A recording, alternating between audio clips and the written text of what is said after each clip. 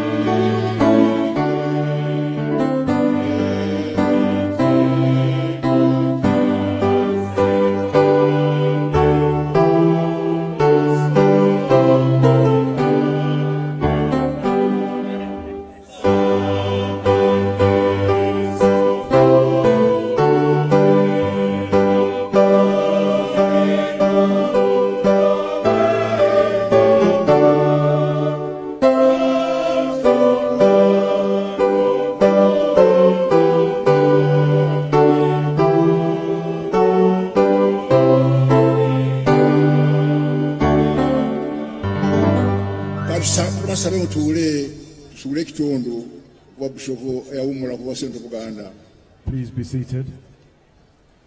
Please be seated whilst we listen to the word of God. Sulemani asaba amagezi okuva eri Katonda. Awo kabaka n'agenda e Gibyoni okuwaayo ssaddaaka, kubanga ekyo kye kyali ekifo ekigulumivu ekikulu. N'aweerayo ku kyoto ekyo ssaddaaka ez'okuwebwa 1,000. Mukama n'alabikira Sulemaani e Gibyoni eyo mu kirooto ekiro. Katonda n'amugamba nti saba kyemba nkuwa. Sulemaani ayogera nti wamukola bulungi nnyo omuddu wo Dawudi kitange nga bwe yatambulanga mu maaso go mu mazima ne mu butuukirivu ne mu bugolokofu bw'omutima naawe. Era wamuterekera ekisa kino ekinene, kubanga omuwadde omwana wo okutuula ku ntebe ye nga bwe kiri leero. Ssaabasajja era kaakano ayi Mukama Katonda wange ofudde omuddu wo kabaka mu kifo kya Dawudi kitange, nange ndi mwana muto simanyi kufuluma newankubadde okuyingira, era omuddu wo ali wakati mu bantu be walonda, eggwanga ddene ery'abantu bangi abatayinza kubalika. Kale muwe omuddu wo omutima omutegeevu okusalanga emisango gy'abantu bo, njawulemu ebirungi era n'ebibi, kubanga ani ayinza okusala emisango gy'eggwanga lyo lino ekkulu? Awo ebigambo ebyo ne bisanyusa Mukama, kubanga Sulemaani asabye ekyo. Katonda n'amugamba nti kubanga osabye kino, so teweesabidde kuwangaala, teweesabidde bugagga, teweesabidde bulamu bw'abalabe bo, neweesabidde amagezi okusalanga emisango. Kale nno nkoze ng'ekigambo kyo bwe kiri, nkuwadde amagezi n'okutegeera, obutabanga bwakwenkana oba abakusooka era mu abo abali kuddirira Ssaabasajja.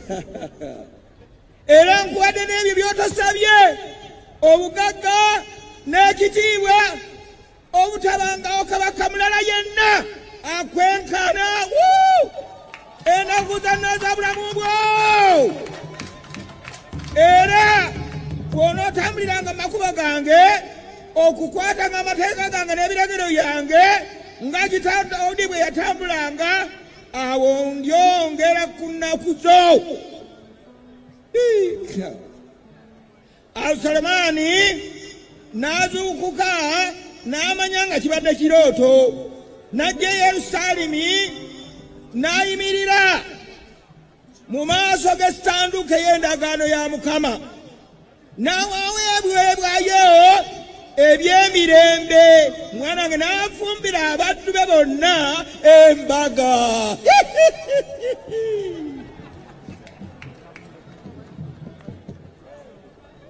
Ssaabasajja kabaka wa Buganda, Mwenda Mutebi owokubiri, era ne maama n'Abagereka, omugenyi omukulu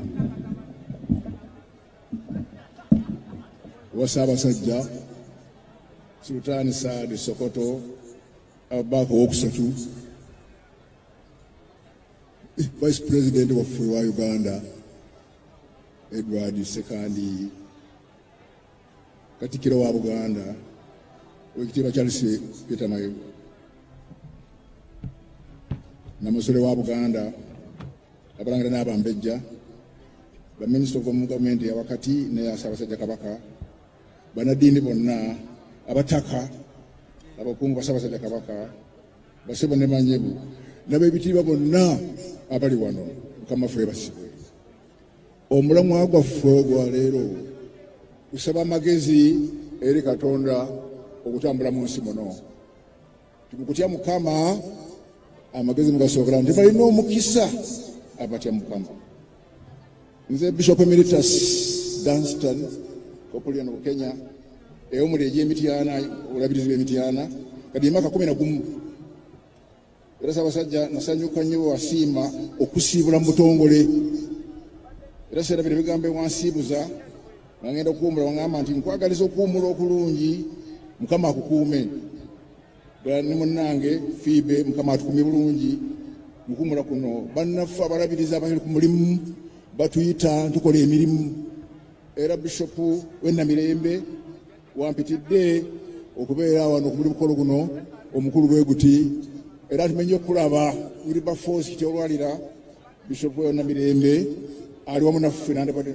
Naye abalabirizi bonna ba Buganda wano webalira, kabagole emikono obalabe, bagole ku mikono gyabwe obalabe, bonna baawummula n'abali ku mirimu bazze obeera kuukeene enkulu bweti okusanyuka n'okujaguza bya nsonga emyaka 26 bwekyotikkirwa okubeera kabaka waffe wa Buganda. Ennaggalabi zinaliyo n'ekigambo ekyakola tekyali nti kubeera n'amagezi, era nkikomezaawo ng'emyaka 26 kituuse. Tukwebaza kubanga otufuze n'amagezi mangi, Mukama akikubalire. Abanglikani Church abakusitaayo n'abalabizi n'abakusitaayo bonna twagala okwagaliza emyaka emirala mingi ng'oli mulamu era ng'otuweereza n'amagezi. Nina ensonga 5 mu bufunze. Osooka tusaasira nnyo bya kitalo okufiira abasajja b'enkwatangabo ogitibwako Ofule Kaaya Kavuma, Kayimo w'essaza ly'e Mawokota ne Profesa Paul Sirambi n'abalala bangi. Mukama kalabo ekifo ekibasaanira mu Bwakabaka bwe. Tusaasidde bonna abakwatirwako ensonga ezo. Oba twandimirire tubajjukira ayi Ssaabasajja. Twandire tujjukira abasajja baabo nkwatangabo. Tusirikireko dakika ttono nnyo.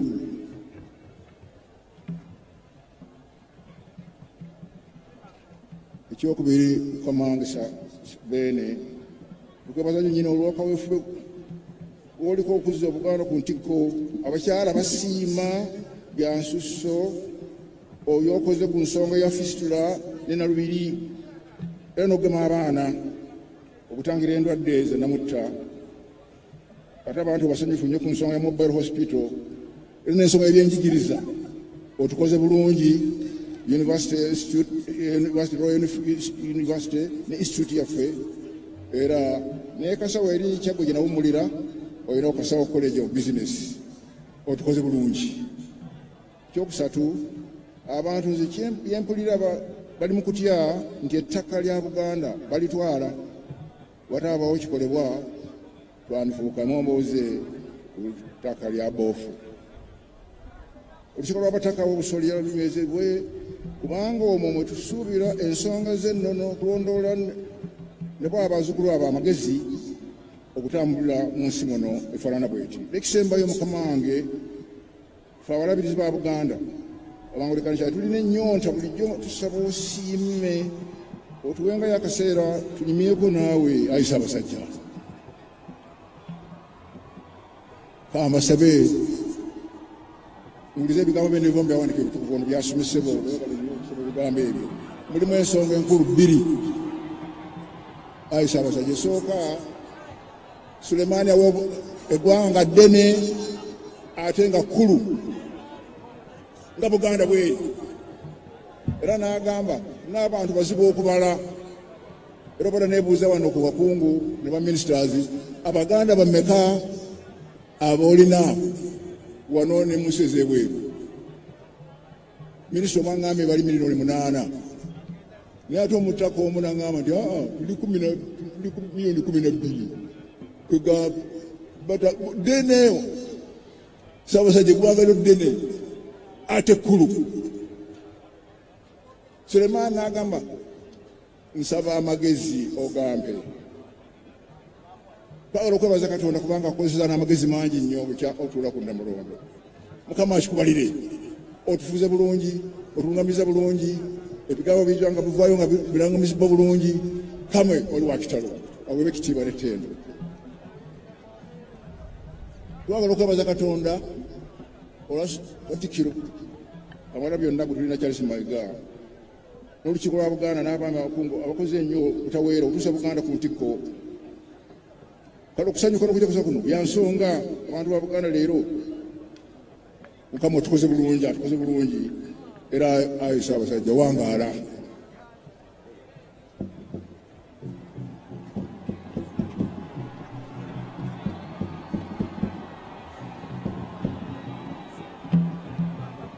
Badde nsaba tuyimirire tusabe. Mulya Katonda Kitaffe n'Omwana n'Omwoyo Omutukuvu. Amin. Ekisa kingi n'okukuuma kaayi Mukama. Twebaza nnyo nnyini ebya kitalo olw'otuwa ensi ye ennungi Uganda era n'abakulembeze baayo Yoweri Museveni ne gavumenti yonna era n'eggwanga lyaffe erya Buganda lye watuwanga obusika era okusinga nnyo olwa Kabaka waffe Ronald Muwendo Mutebi II gwatuwa omulungi era atulamuza amagezi kati emyaka 26. Tukwebaza Katonda waffe olwakamala byonna Charles Mayiga n'olukiiko lwa Buganda n'abaami n'abakungu bakoze nnyo tulisekwale ku ntikko. Tukwebaza Mukama olw'okuuma Ssaabasajja Kabaka waffe. Tukwebaza olw'Amaama n'Abagereka n'Amasole n'Abalangira n'Abambejja n'abakungu ba Ssaabasajja bonna aba Buganda b'okuumye Mukama obe ekitiibwa n'etteera ennaku zonna.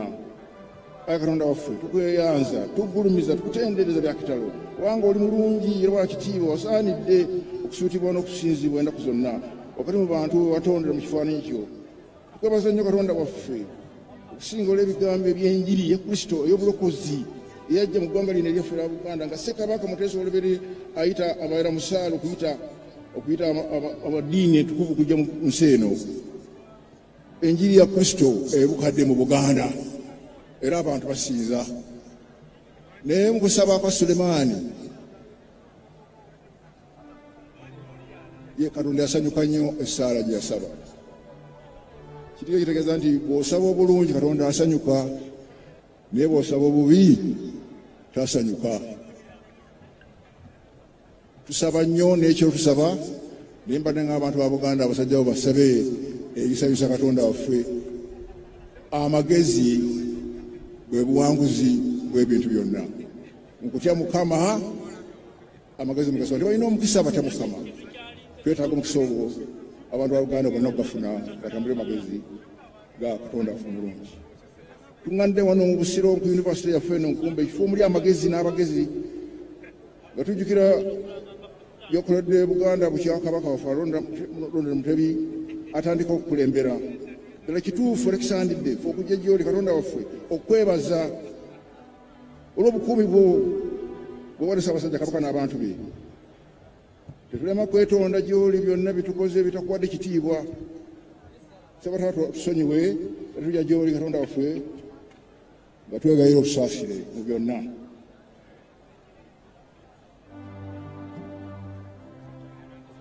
Era n'omukisa Katonda ayinza byonna. Tutaffe n'omwana n'omuntu bwena Ssaabasajja waffe Kabaka obwena abantu bonna wa Buganda musobola baako mwenna mwenna emirembe n'emirembe.